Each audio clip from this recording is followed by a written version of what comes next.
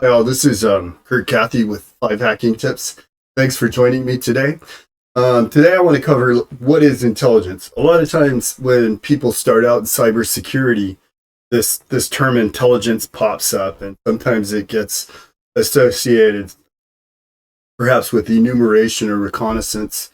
But I just wanted to go through very simply what is intelligence and what it means to us when we're defending an environment. And then also, particularly, you think of intelligence more along the terms of defending or looking at defense architecture within a security operations, some kind of security organization.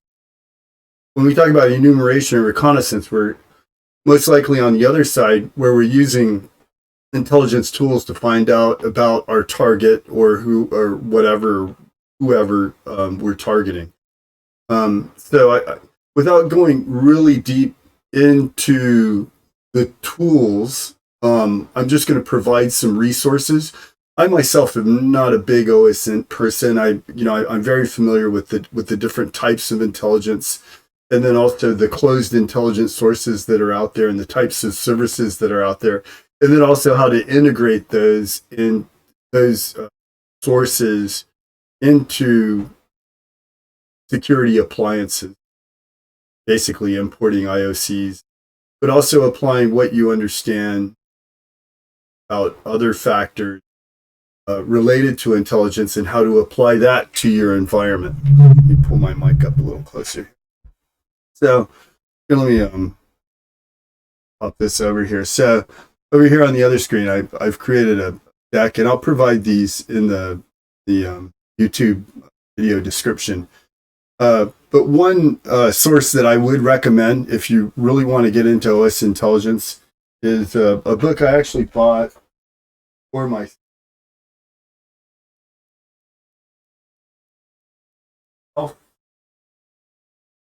Is that? So the book disappeared, but it's written right here.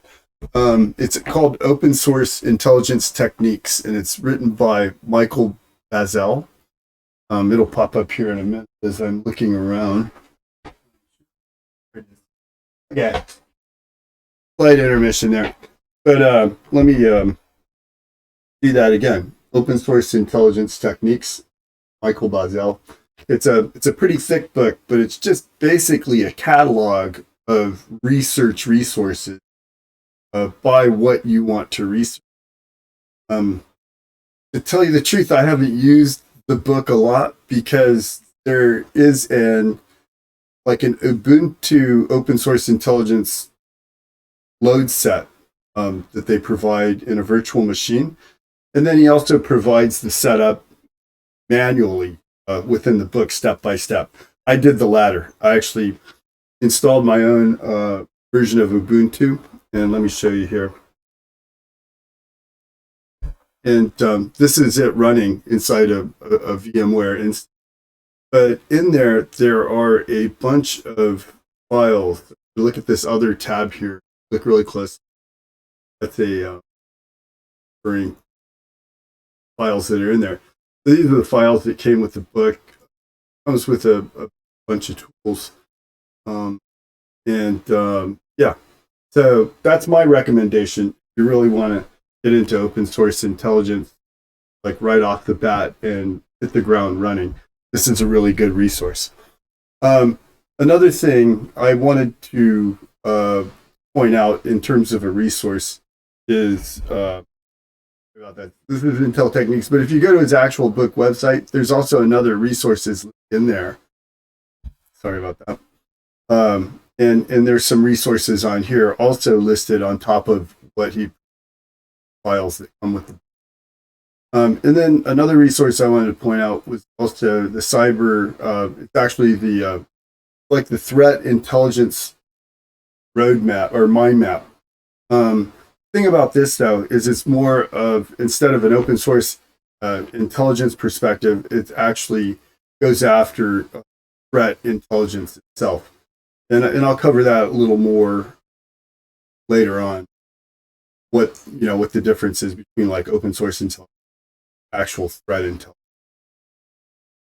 and I've got the link there.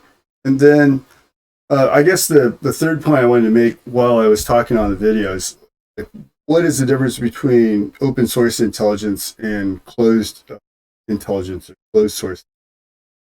And quite often, it's kind of like everything about open source intelligence is on the surface web or on the deep web. So it's everything you're going to find in Facebook, Twitter, and like even a deeper web like pastebins and in other storage areas like that, and social areas like that. What you get out of closed source intelligence, though, tends to be a lot deeper and cover a lot more dark web coverage. Closed source intelligence many times will have connections into exclusive closed IRC channels. So a lot of people think of Internet Relay Chat, and they usually just think of MIRC on Windows, Urkel on Macs. They don't get really beyond that. But what a lot of actors do, and threat actors do, is they actually have private channels and private servers. And so that's like a deeper level of intelligence that you get from threat actors that are out there. And even outside of like IRC, in the dark web, we have closed invite only forums.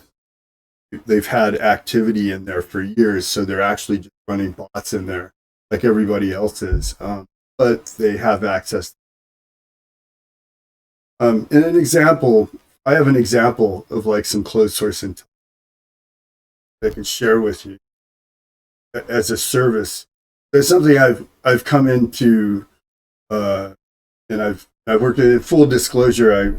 I work with these guys and actually promote the product, but it's called 0-day log. And when you log into it, this is an example page. Like, log into it right there. It gives you a campaign notice, and it looks like it's critical because it's red. And you can go from there. You can view that one, and inside of that,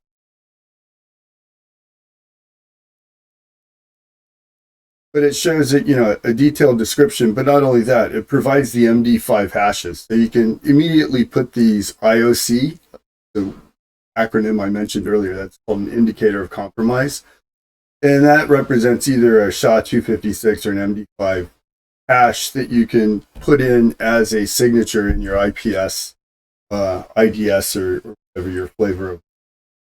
You can also put in domain filters, because these are bad actor domain. Then there are, of course, IP addresses.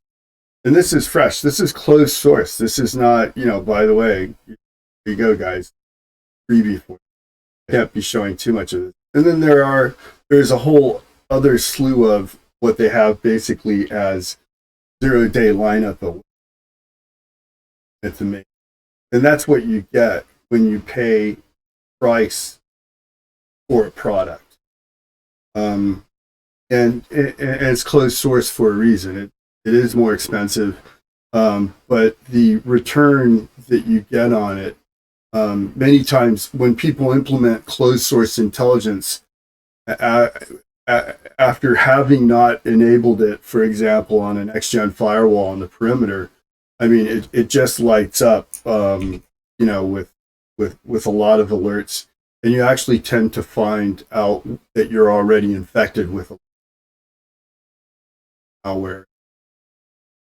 And then there are other players. There's like Recorded Future. I haven't seen the Recorded Future dashboard. They're a player. And then there's CrowdStrike. And CrowdStrike kind of like, the way that their intelligence is put together, it kind of overlaps with a lot of other intelligence. So, I mean, this is just my personal thing. The way I would rate these three is like CrowdStrike would be like Wendy's. Recorded Future would be, I don't know, Sizzler Steakhouse, and then Blackwired would be Luger's or Wolfgang's. I mean, that's just my personal on rating these three particularly. Where intelligence applies in cybersecurity operations, and I've already hinted on that. so far. And a lot of times you get threat intelligence, and that's what I just showed you with 0-day live. And that's what you get a lot from recorded future, CrowdStrike, or any players. But the threat intelligence itself, the reason I wrote that as a separate bullet point, and people might argue with like why I did that. And one of the reasons is that there are intelligent organizations. I mean, we're talking about information security and we're in cybersecurity. So there are intelligent organizations, and then there are other organizations that are not intelligent. I don't want to say that they're ignorant or anything like that, but an intelligent organization is going to make architectural, operational decisions based on what their understanding of intelligence about the environment is. And that's a big difference. And that's kind of the way that you have to go, or that's the stance that you have to take in order to properly and proactively protect the environment. Let's face it, because that's what the threat actors, they're operating totally off of OSInt, that kind of. So they're finding out as much as they can about you. There's no reason why you shouldn't know who's targeting yourself as well. So that's just what I mean by that one bullet point. But it also ties to the next bullet point, which is situational awareness. With that intelligence, you can actually look around and have a better understanding of your situational awareness, both through, like, for example, social comments. That goes back to OSInt. You can go and look and see what the, what the chatter is about the company on open forums and even closed forums.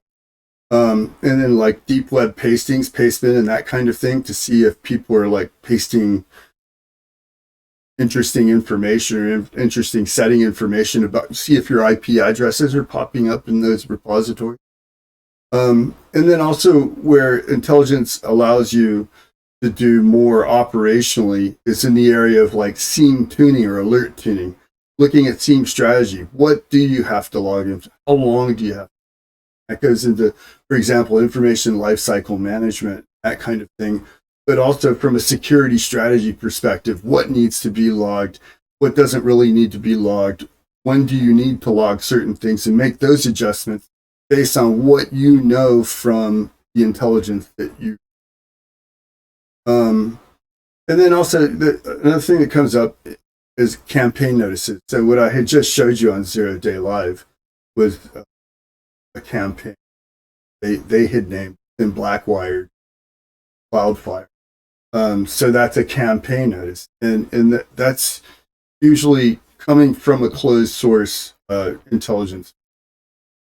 And then tactical alerting. So things that come up, hey, we have seen something on the dark web related to your company or related to your subdomain of your top level domain, that kind of thing.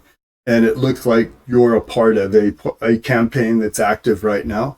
And that's where that kind of goes up with, alert tuning. But when I say tactical alerting, is actually making really quick adjustments instead of adjustments over time, so that you're getting proper level of tactical alerting more specific to a specific campaign in terms of how systems. And then the other thing about intelligence is integrations. So when you have, I'm going to pop back to the slide there. I went through all the previous points where it applies in security operations. Sorry about that. But with integrations, like I had shown you earlier, there are indicators of compromise that come in the form of like MD5 hashes or SHA SHA-256 hashes. And those basically give you the hash values of the files that would be used in the attack. And then another thing that doesn't really come up a lot of times when you do a high level on intelligence, but TTP, tools, tactics, and procedures.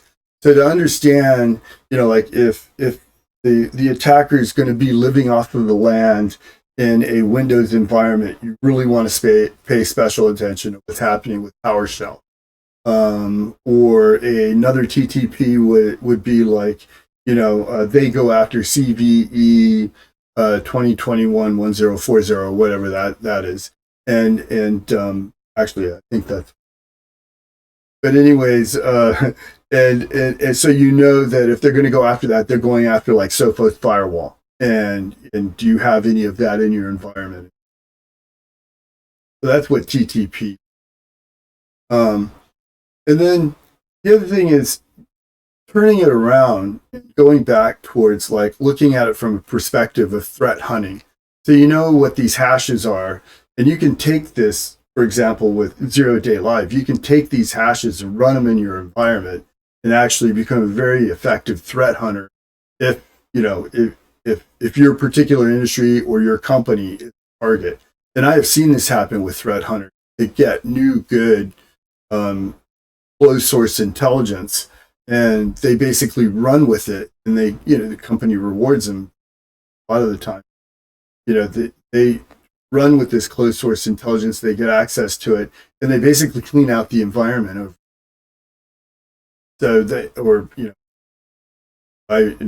what I saw was, and it still comes up a lot of times in enterprise environments. It's like whack-a-mole. You can never get enough people to threat hunt enough. But taking that also and finding it and then running it back through for attribution. And that's like a big intelligence analysis step that some services provide. So that's another interesting thing. So with intelligence, that's about all that I have to say about it. I can cover, and I probably will cover enumeration. I've covered enumeration a couple times already, but I'll continue to cover enumeration from a hacking perspective. But as far as intelligence is concerned, I pretty much deal with a lot of times with security operations, things that I work with closed source intelligence and closed source intelligence integrations. And then also extending like with automation or where possible. But I'm not a big open source intelligence person per se, because I leverage tools a lot. And this very first link up here, open source intelligence techniques with Michael Bazzell, that's definitely, buy that and run from there, because it's just a resource that you can go to when you decide that you need to do some or utilize some open source intelligence. That's my bit for the day. I hope you enjoyed it. Have a good evening, and subscribe. Thanks for all the support. It's been great. It's been good. Take care.